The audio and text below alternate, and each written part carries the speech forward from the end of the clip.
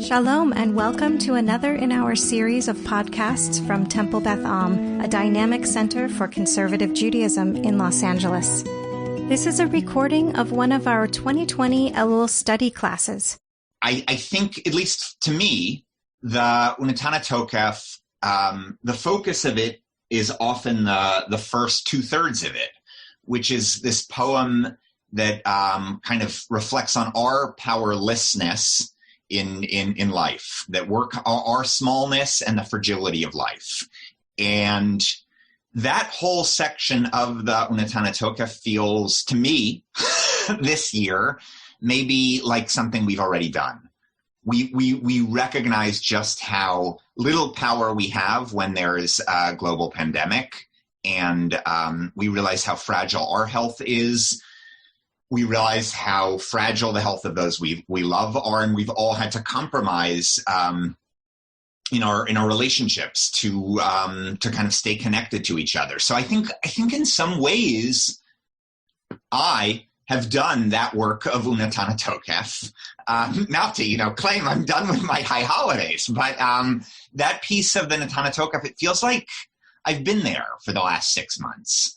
But then there's the kind of the conclusion that's the Tshuva utefilo Tzedakah ma'avirin et ro'a hagazera. There's this conclusion that we say before we go into the Kedusha on Rosh Hashanah and Yom Kippur that kind of offers us this path forward.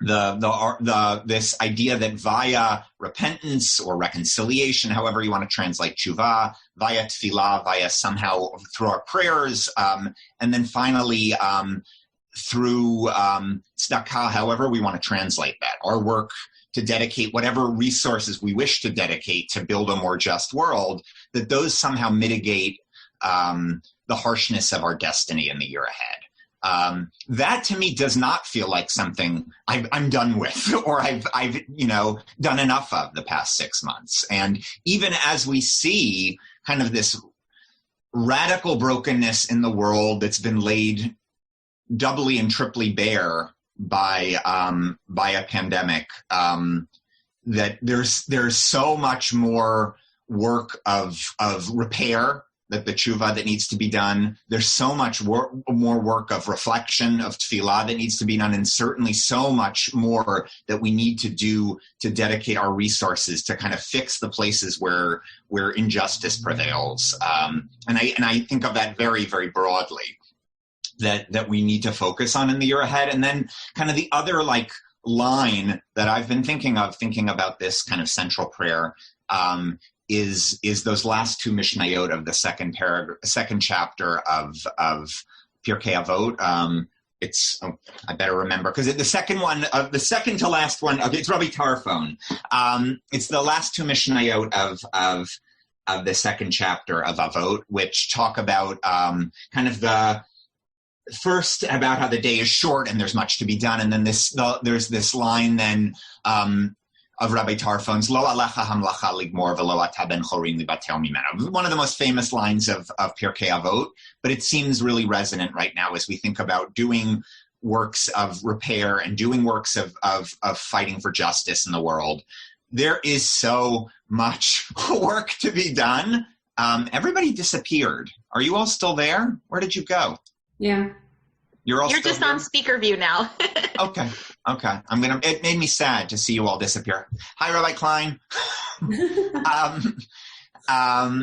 So there's so much work to be done, and it can feel daunting to have that much work ahead of us in this kind of year ahead, and to be told, as Rabbi Tarfon tells us, that we don't have to finish it, but we're also not free to walk away from it. So we've got to think about how we're going to do those things. And I'll share my screen. I'll share a link to this source sheet, and I have a source plus one extra for each of these kind of three themes of the conclusion of the Unetaneh Tokef that we can look at together and kind of talk together for the next 45 minutes about about those themes and how we can think about our place working for justice in the world. If you're willing to go along with me in this, that like the part A of the Unetaneh Tokef feels good. I'm going to share those, one in the chat and then one just by sharing screens in a moment. But I also, Rabbi Schatz, since you're also a moderator, I'll ask you too to help me identify folks. Like I'll pause now, and if there are those who want, sure. Those who want to ask a question even now, let's pause here. Any questions? Okay, so I'm not just going to share this with Rabbi Schatz. I'm going to share this with everyone. I think that should work. Yeah, great. I just shared a link to the sheet on Sefaria, and then what I'm going to do now is try to share my screen, which is a little sad because I think you all will get smaller then, and I like seeing everyone. But let's do it anyway. They will get smaller, but you can manipulate your screen if you want so you can see more of us. Aha!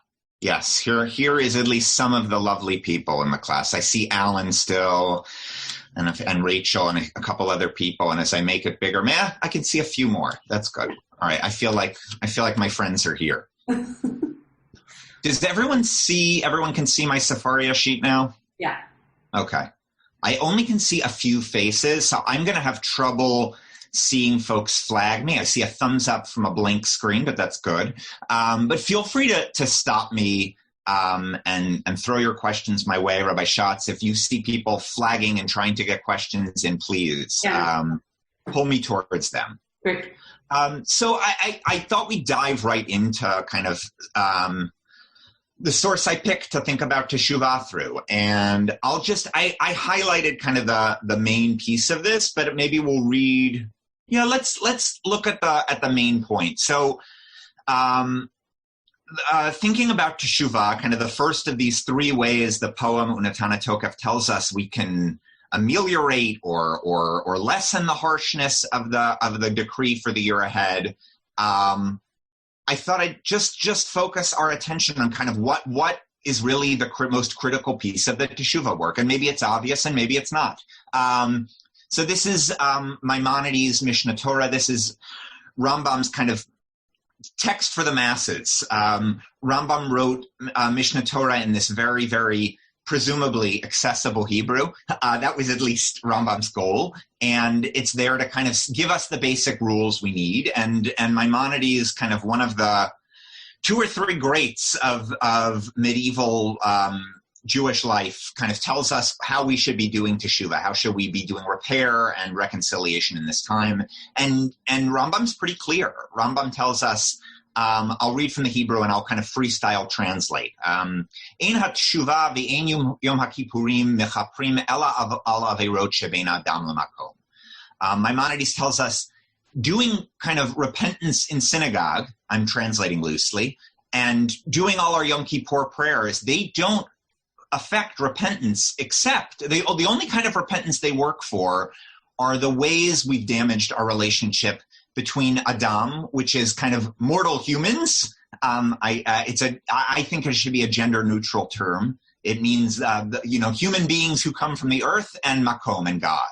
So the only thing that if by praying and going to synagogue or zooming into synagogue on Yom Kippur we're able to repair are the ways we've damaged our relationship with God. And then it gives some examples, whether we're eating things we're not supposed to be eating or having illicit sexual relationships. Those are the kind of examples Maimonides decides to list, whether illicit sexual relationships should be considered between God and humans, or really, I think we think now about kind of sexual relationships that were inappropriate really being about damaging our relationships with one another. But we'll leave that aside for now, unless we either have time at the end or we can't handle leaving that aside for now.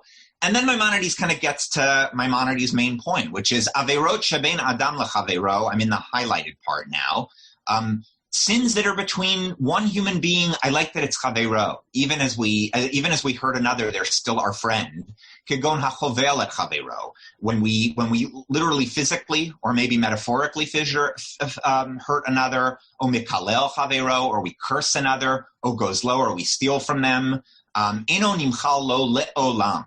Those we don't get repentance for eternity, till the end of the earth. Ad sheyitain lachavero mashu chayav, until we give our fellow what we owe them, v'yiratzehu, and then part B of it, we also have to ask for their forgiveness. So it's a much, much more complicated kind of teshuvah that that Maimonides is calling us to do, which is kind of the part A of ABC of this conclusion to the Unetaneh Tokef. So I'm going to stop here briefly and open the floor for questions again, or comments, or just kind of what is this?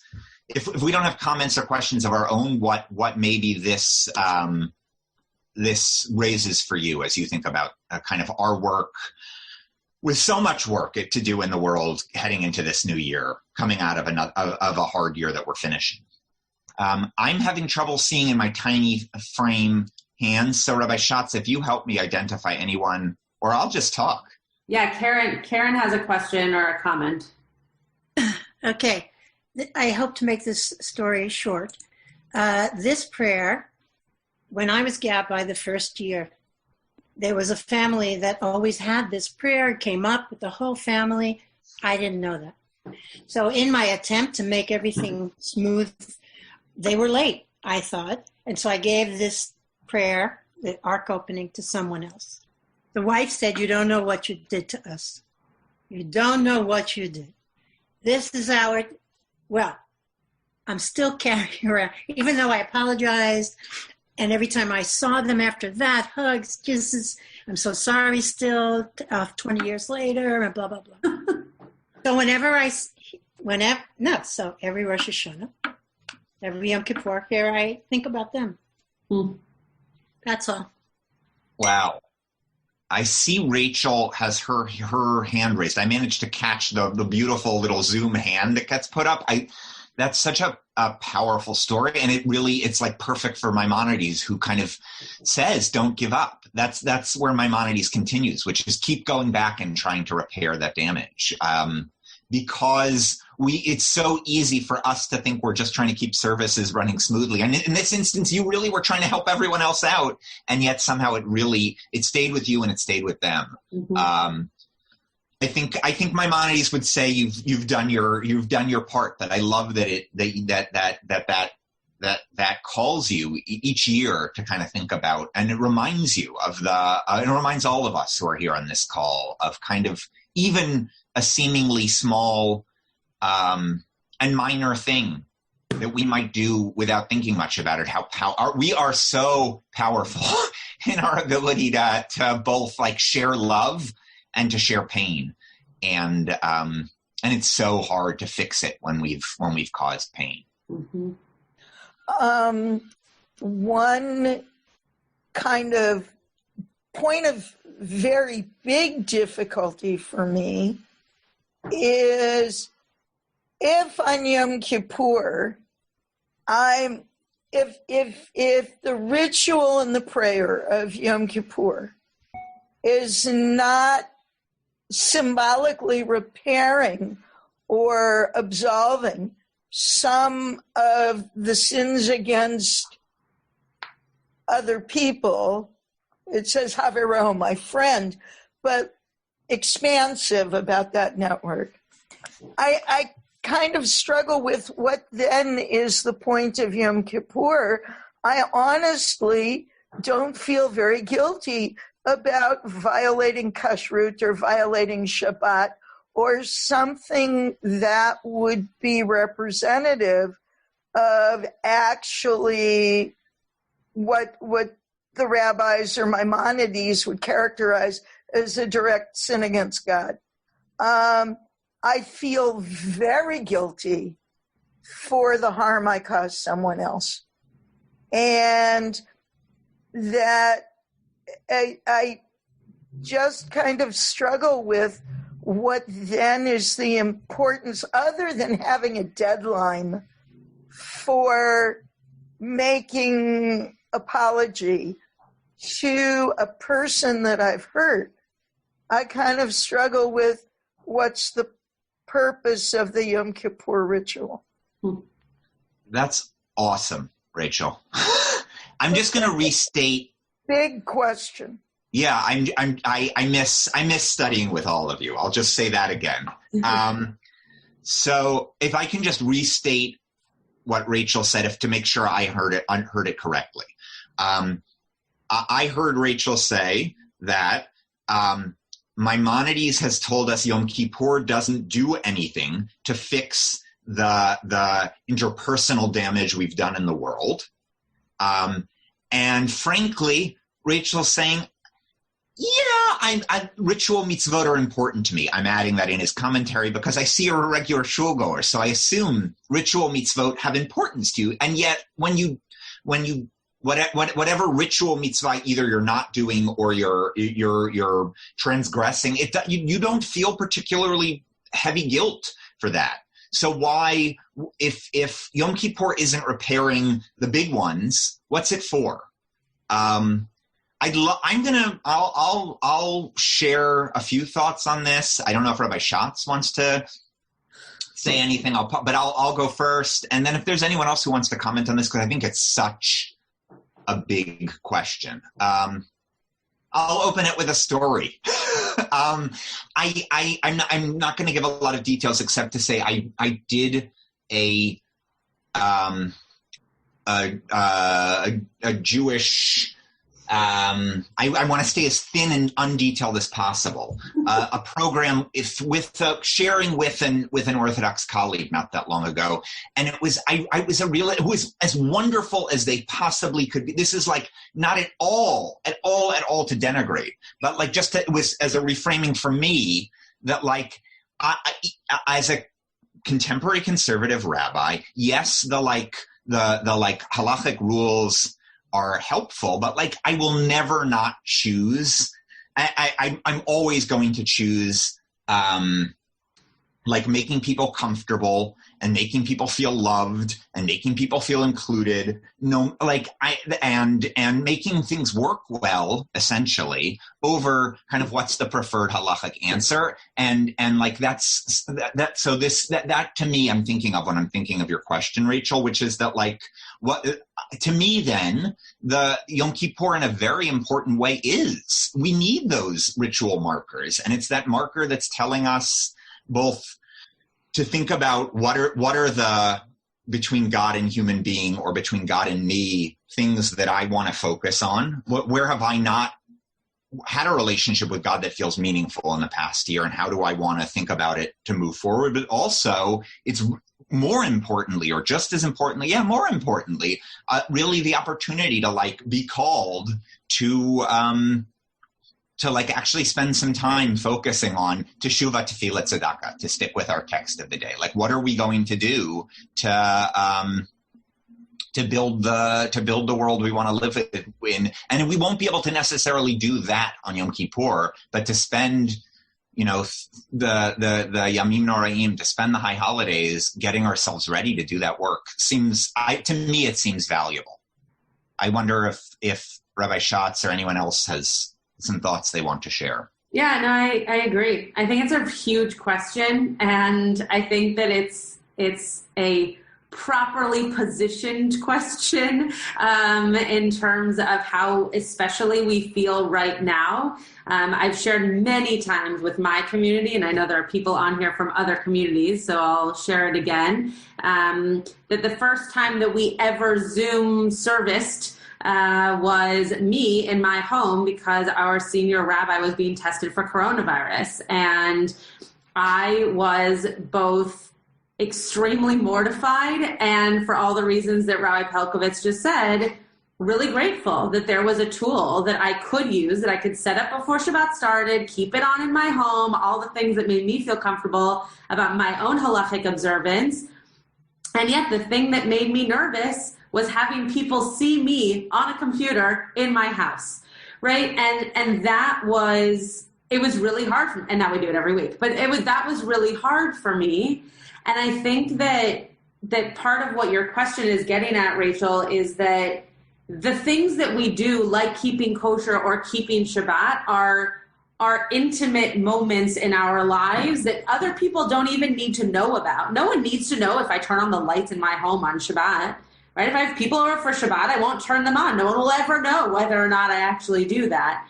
But when it comes to how I treat other people, by default, that means that someone else knows how I treat people in the world because they are experiencing that and they talk to other people who now know how I tend to other humans. So I think it's a really important way for us to read this piece of Maimonides, and also to just recognize that it might even be more amplified this year than any other year when our private spaces are actually also our public spaces, and how that plays into the way that we understand our religious lives. I want to just throw in kind of a tangential thought. If we are all made in the image of God, and we all have bits of God in our souls, where is the line between the sin against my fellow person and a sin against God? And it's, again, a big question, but it's a way that I can put more meaning into Yom Kippur, thinking that way. I'll share a text that I don't have in front of me, Rachel, but by way of an answer. There's I don't know why this is the text that came to me. There's a beautiful, you won't think it's beautiful at first, but I think in conclusion it's really beautiful. There's a text in Sanhedrin where it's talking about executions and the kind of classical Jewish law around a Jewish court executing a prisoner. And it in certain cases, the body is hanged, and then we're ordered to basically take it down immediately. And when they ask why, that's it. The answer they give is to think about the person being hanged as if we're seeing the image. It's God's twin. It's it's as if the king's twin is hanging, and it's as if the king's image is hanging there. And I think on the one hand, we could look at that text and say, oh my goodness, like the brutality of this executions that were done. And I don't think that's the wrong angle to have on it. But I think another angle, the one that to me has always screamed to me about that text is, oh my goodness gracious, think about the sensitivity of this text. And I'd feel less terrified thinking about being in a society that than I do living in a US that executes people, which I think is not done with the sensitivity of this, that thinks about a prisoner who's done whatever crimes a society has deemed as being the most egregious, and still can think of that person not only as being a human, but literally being God's twin. And how do we treat that person?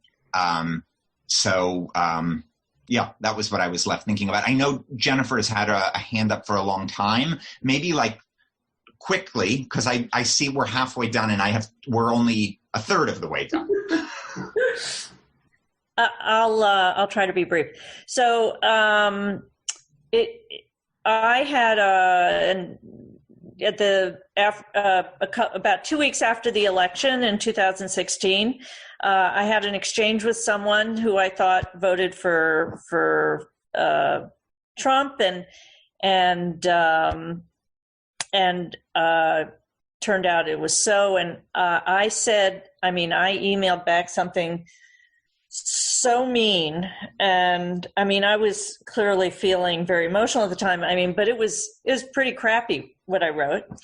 And sort of each year as we approach the high holidays, I think, I really should do something about that. And then I would just be mad, and Pharaoh's heart was hardened. My heart was hardened.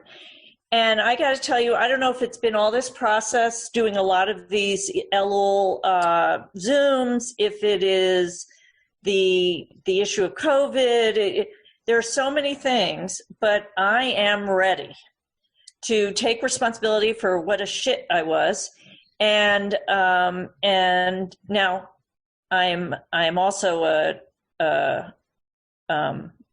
weak, so I'm going to do it by email, which is how I did it the first time. And if it results in a phone conversation, but I have to tell you, here is my point about it, is that we have this time of year that comes up, and there are many times where, and I've said this in other conversations, you're making me do something at a time where I'm not feeling it.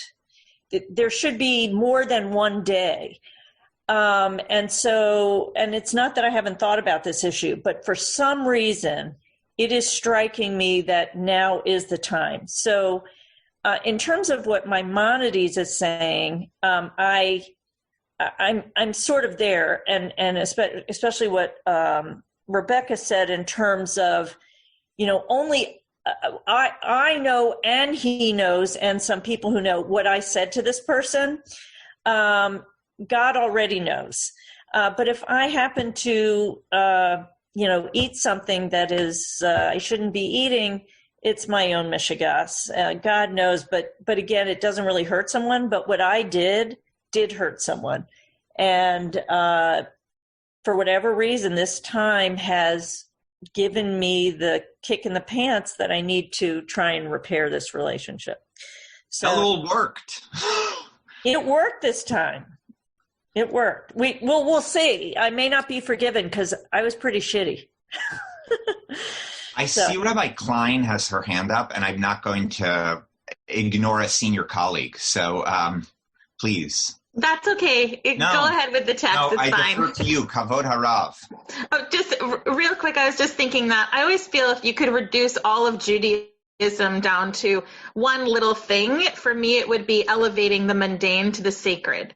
And so when it was mentioned before, I don't keep kosher, so I don't feel bad about that. Or for me, I always interpret the laws as mindful eating, or, if you don't observe the laws of Taharat Mishpacha, family purity laws, there's mindful relationships. And if you don't go to mikveh, then it's about how we renew ourselves regularly. So, each of the laws, I think, can be interpreted as mindful ways of elevating the mundane to the sacred. And this time of year is when we think about, have we done that and how can we do that better?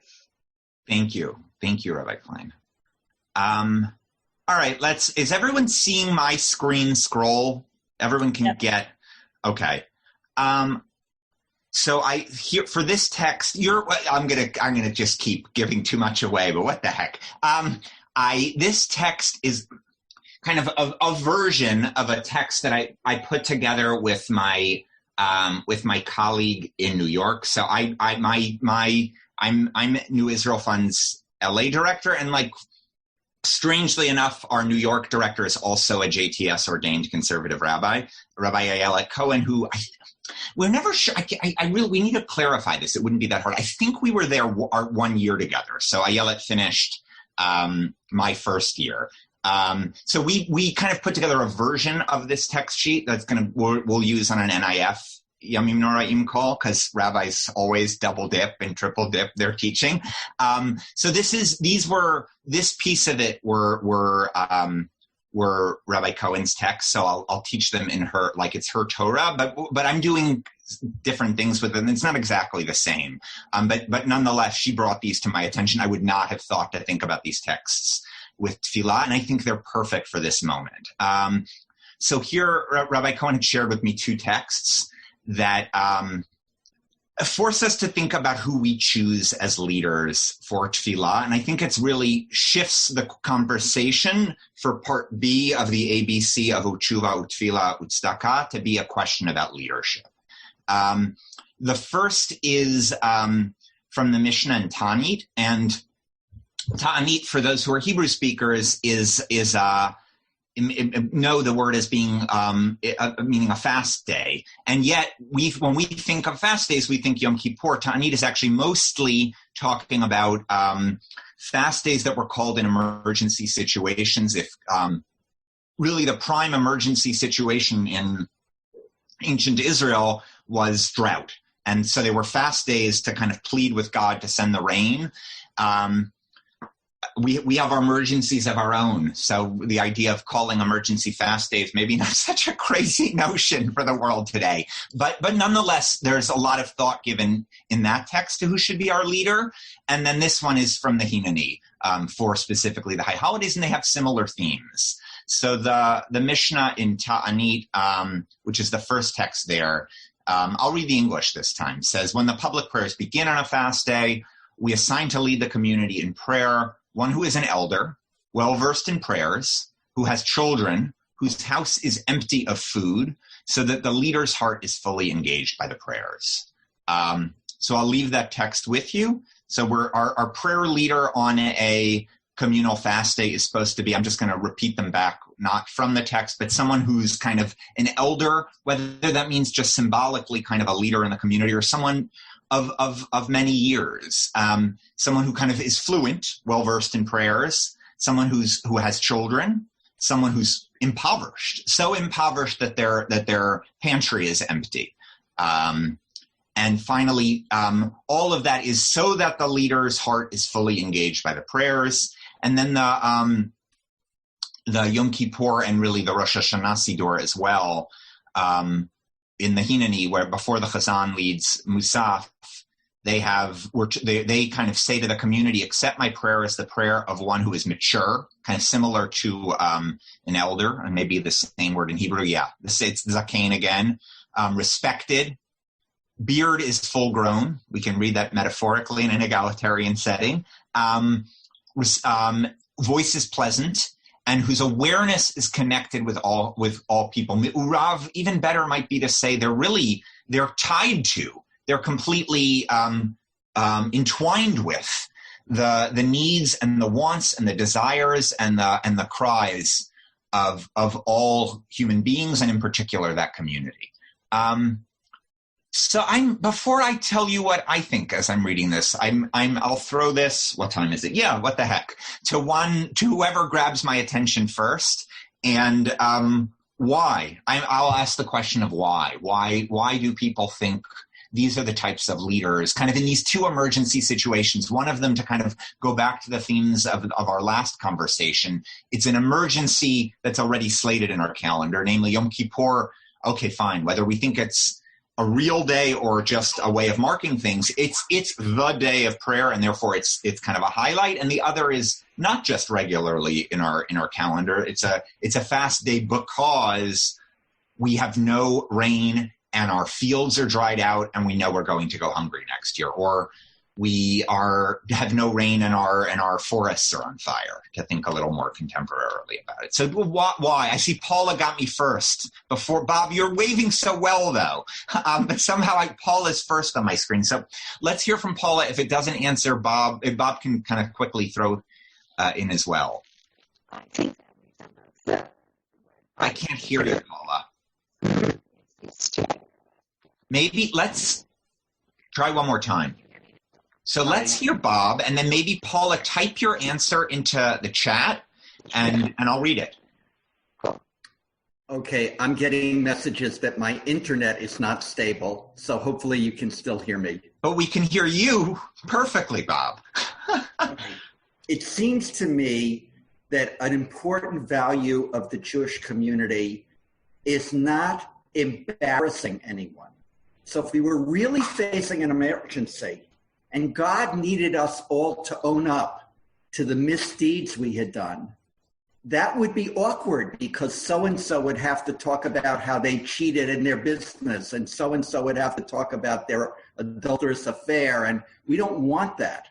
So we have public prayer in which the Baal Tzipur, the Baal Shaliach, the prayer leader, is going to say our sins and ask for forgiveness, avoid embarrassment of other people. And we want the best possible person. And if this person is not rich, and they're an elder, and they're an experienced prayer leader, and they're older, they're probably not having an affair with their neighbor's wife. They're probably no longer in business. So anyway, that's my model of why it says this. No, I have no data to support that. I love it, because it's so great to hand off a text and hear someone take this amazing read of it that wasn't at all what I had thought of. So I'm just going to state back Bob's reading to the best of my understanding, which is we are picking someone who has kind of the the stamps of piety on them. They're elder, they know the prayers well, they're not rich, they're righteous, and therefore if they're saying, forgive us for being adulterers, forgive us for being, robbers, we're not going to have to they're not going to feel awkward about it, and we're not going to feel awkward that they're doing that, because we know we're not presuming, oh my goodness, look at Jane Doe or John Doe who's saying this, because we know that this Jane Doe or this John Doe it couldn't be them. And the Jew in the pew who repeats after the prayer leader may be the one who had the adulterous affair, but everyone just says, he said we have been inappropriate sexually, so everybody says we have been inappropriate sexually. So again, it protects the reputation and avoids the embarrassment of the members of the community. Nice. Paula, did you either your mic start working, or do we have a chat from you? Let's see. Am I missing something? You just have to unmute, and then we can probably hear you. Can you hear me now? Yay! Yay. AirPods, they don't work with me on these. So what I was thinking is that we've seen real contrasts in leadership during the pandemic between the governors, Cuomo and Governor Newsom, and the federal government and the ostensible leaders in those communities. And that whole idea of being tied to all humans and all in the community is just, when that is happening, you see the sort of the ultimate strength of leadership. And then I contrast that with young people who are taking huge strides on gun control and eliminating gun violence, and in the Black Lives Matter movement, and women leading those movements. And so to see those, as you say in the egalitarian, the beard full grown not being required, so that it's both women and I think it's young people. And I think as somebody, for me, I can speak very personally, I'm older than the rabbis on this call. I sit and I learn with Rabbi Schatz, and I learn with you, Ephraim, and you both have, and Rabbi Klein, you all have so much wisdom to share, and I'm older than you.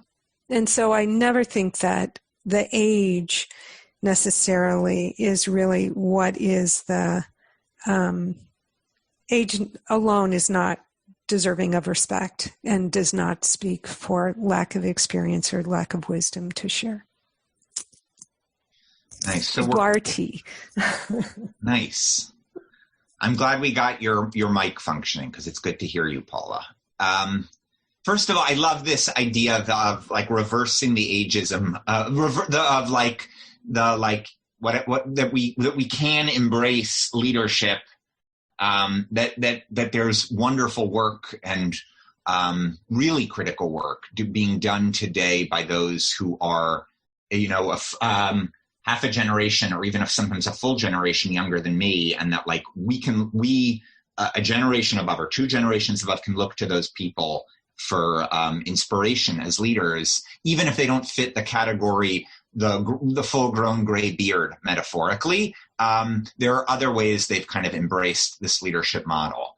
I'm going to tell you why we put this on our NIF text. But I think it's just as important everywhere. I broadly speaking to what Paula was saying, which is we're in this moment where there's such hunger for moral and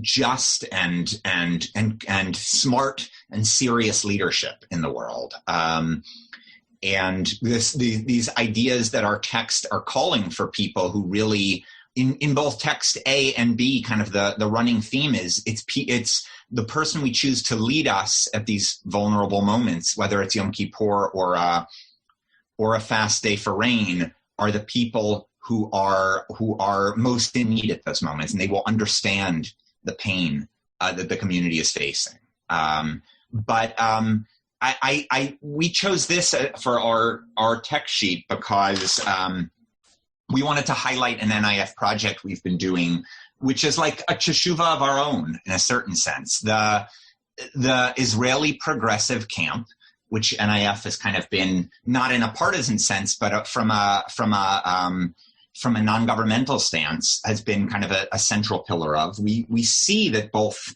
there's really important Arab leadership in this area that isn't necessarily working together with the old guard Ashkenazi Jewish progressive leadership, which is not necessarily ever found a way to work together with Mizrahim who may be voting Likud but have tremendous structural disadvantages around housing and other areas, who may not be linking well with Haredim, who may be sitting in government with the right, but who are very, very concerned with issues of poverty. And NIF has kind of built in the last couple of years a fellowship program to get up and coming progressive leaders from all of those camps spending a couple of years together, by every other week, writing position papers together, having mentors together, and really building trust. And I think there's something incredibly inspiring to me in two ways. The first is this recognition of where we've maybe failed as a camp, and this like major investment in figuring out how we'll find people. These texts talked about someone who's not just who has a nice voice, but who is mi'urav b'da'at im habriot, who is woven together with all people, and to have leaders who really represent the people and who know how to work with all different kinds of people. And I think that's something that's really, really, really necessary in a society that isn't monolithic. To have people who've built trust with different communities, and to have people who understand the pain and the anguish of different communities. So that was kind of the inspiration, this alliance fellowship that we've built up the last couple of years. And but I think it's thinking here domestically, thinking here just our city of LA, kind of who are the leaders we're identifying. And I love that Paula raised that kind of young people from the broader justice movement in this country can be those people. I'm looking around. We're perfect. We have like 13 minutes left, but if there is one comment or question, I'll take it before I dive into my last text. All right, I'm going to move on. I'm scrolling down. Aha, Tzedakah. So the last way we are offered by the poet who wrote this most famous prayer of the Yom Kippur and Rosh Hashanah liturgy is that we can use tzedakah, and again, I keep defining that as loosely as possible, meaning dedicating our resources to fight for tzedek, for justice. I love this text, so I brought it in here, which is a text from Bava Batra that talks about how we raise money and how we distribute charitable funds. And I'll read it in English to kind of make sure everyone hears it, and so that I don't have to read from an unpunctuated Aramaic text. I should have. You know what? One of the great hardships of this time is I've been working from home, and I have this very random distribution of my library between home and my NIF office. And for whatever reason, my Steinsaltz Talmud is at my NIF office, so which would be how I would typically read, which is nice and pointed and has a nice commentary. Alas, it's in Koreatown, which I'm really not going to. So here we have a passage from Bava Batra that talks about how we should collect charitable funds and how we should distribute charitable funds. And it opens with a braita. I'm going to kind of read selectively, which means it's a passage that's quoted in a text from, let's just say randomly, the Babylonian Talmud, roughly the year 500. But it's quoting a much older text from the Mishnaic period. It's quoting a text from, let's say, the year 200. So I'm going to start in the bold. The sages taught, if everyone sees where I bolded. Money for the charity fund is collected by 2 people and distributed by 3 people. It is collected by 2 people because one does not appoint an authority over the community composed of fewer than 2 people, and it is distributed by 3 people, like the number of judges needed in a case of monetary law. Thoughts reflections, reactions to the way this text tells us to do our fundraising and our fiscal distributions from a charitable fund, just from this text. If there's anyone who's immediately struck, otherwise I'll tell you what I love about this text. But I see Rachel ready to go. Does the text specify if the 2 people who collect must be different than the 3 people who distribute? I looked quickly at Rashi and at a Tosafot on this page, but I didn't go beyond kind of the 2 first early commentaries. So that's a great question. I love it because, and I'm assuming it's because you want to make sure they're not colluding in some way. You want to kind of keep the lines as clean as possible. But I like that question, this like extra care that's being taken. I think the first is we don't want to just appoint just one person into an authority position. We want checks and balances. So we put 2 people there. I had a very close friend growing up. I don't know why I'm telling this story now, but I can never resist telling a good story. I had a very close friend growing up, and if we were maybe, I don't know, 8, 9, 10, we'd go for a bike ride. His mother would always ask us, how many people are going? I want it to be a group of 5. And when we'd ask his mother, why 5? She would always say, well, God forbid if somebody falls on their bike and is hurt, I want 2 people to be able to stay there and keep an eye on them. And I want 2 people, not just one, to be able to go off and go for help. So it always had to be in groups of 5. But here too, we want somebody to, just like the 2 people going off looking for help, it shouldn't just be one alone. We want kind of charity be collected, and we don't want the fundraiser, no matter how pious they are, to be greasing their pockets. It's really the second part of that text that I found. I'll let Bob share. Go ahead, Bob. So I think it's interesting that there are more people doing the distributing. And that's because in most communities, there are fewer people who can give significant amounts of tzedakah. So you need fewer people to take it in. But there are many, many people who are either poor on an ongoing basis or are just going through a stretch of hard times.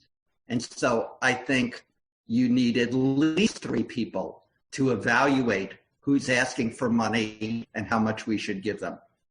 There is more demand for charity than there is supply of charity. To like boil it down to economic terms. I would say the other piece of this, I love that, which I think is like unfortunately deeply true. Again, I'm looking to my shelf to look for a book, and it's in Koreatown. But I'll recommend a book nonetheless. Rabbi Jill Jacobs, who's the I don't know what her title is. I think it's executive director. She's the #1 at Tshuva, which is kind of a really, really wonderful nonprofit that works fighting for justice through a rabbinic lens. And it isn't often these things like NIF. We're focused in Israel. Tshuva does its work everywhere. Rabbi Jill Jacobs has a wonderful book called, I think the title is There Shall Be No Needy. And she takes that from a passage, I think in Vayikra, that talks about kind of, she reflects upon this idea that like the Torah, even with its omniscient view towards the future, knows that no matter what, there always will be poverty, which is both deeply realistic and deeply sad. And similarly, there always will be more demand for tzedakah than there will be supply of tzedakah funds. The other piece of the 3 that seems to be, and now here it's not just Ephraim, but this seems to be the like consensus view of what the passage is talking about, is that when a community is distributing its tzedakah, it's inherently making choices about who gets and who doesn't get. There's always a limited pool to give out. And 3 is the number of judges that will sit on a panel when making a financial judgment. So if, the famous cases of the Talmud, if 2 people are fighting over who a garment belongs to, or if there's any kind of legal suit, instead of having a jury of peers, as we'd have here in the U.S., the kind of the Talmudic system is to have a panel of 3 judges make the judgment. And that's exactly what our sages are saying is going on when you distribute charity. You're inherently saying, I'd love to have millions of dollars to hand out, but I only have, 1/10 of that this year to give out. I am going to have to say no to certain people. I'm thinking now of the just the bits of stories. My great-grandfather, who I'm named for, was also a Rabbi Ephraim Pelcovits, was a European-trained Orthodox rabbi who came to the U.S. and was a pulpit rabbi in Ohio and then in Connecticut. And my grandfather would tell me just kind of the stories of the congregants he dealt with. And it was often those kind of choices of making decisions, the famous ones, like, is this chicken kosher? And you think about it differently based on the financial means of the person who's asking the question. And that theme is not 1900 or the year zero. It's today too. It's we're always making choices, and we're sometimes having to say no to things that are also deserving because the pool is limited.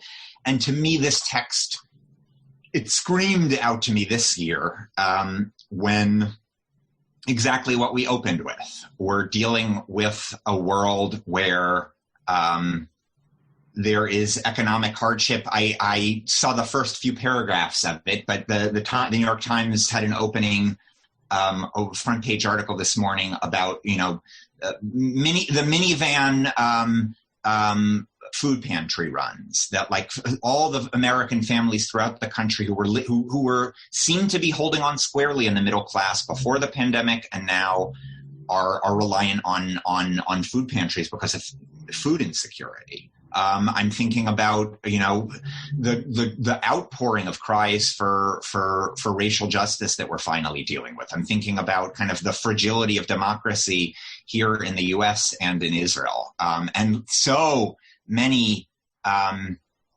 demands on our choices as we head into kind of Yom Kippur and Rosh Hashanah kind of mark the kind of beginning of the fourth quarter of the year, as so many Americans who do have the means are starting to think about, how am I going to give Tzedakah this year? And we're all, I just think it's worth noting, we're all stuck in those places where we are for ourselves becoming a panel of three, and we're having to make those choices, and we're having to think about the impact of them. It's really, really a hard place we're being put into, and yet there's so much that cries out for our help, and so much in the world that needs to be repaired, whether it's via our funds or via doing political phone calling or volunteering to work at an election place, or working at a food pantry if we can feel like we can be there. So it's not just a financial choice, but our time too, that we're in a time where there's just so much need. So I guess I close thinking about this text with a bracha to everyone, that their prayers, they should feel led by people who they know have the hearts of everyone with them at this time. They should find the strength to repair relationships that have been broken, because Yom Kippur won't fix them, and that all of us should find the wisdom to navigate the many places that are crying out for our help in a deeply broken and unjust world, with wisdom, with the wisdom of a court of three. So that's my bracha to all of you, kind of as we head into the last couple weeks of Elul. You have been listening to another in our series of podcasts from Temple Beth Am, a dynamic center for conservative Judaism in Los Angeles. If you enjoy these podcasts, we invite you to write a review on the Apple Podcast site or wherever you get your podcasts. For more information about Temple Beth Am Los Angeles, go to tbala.org.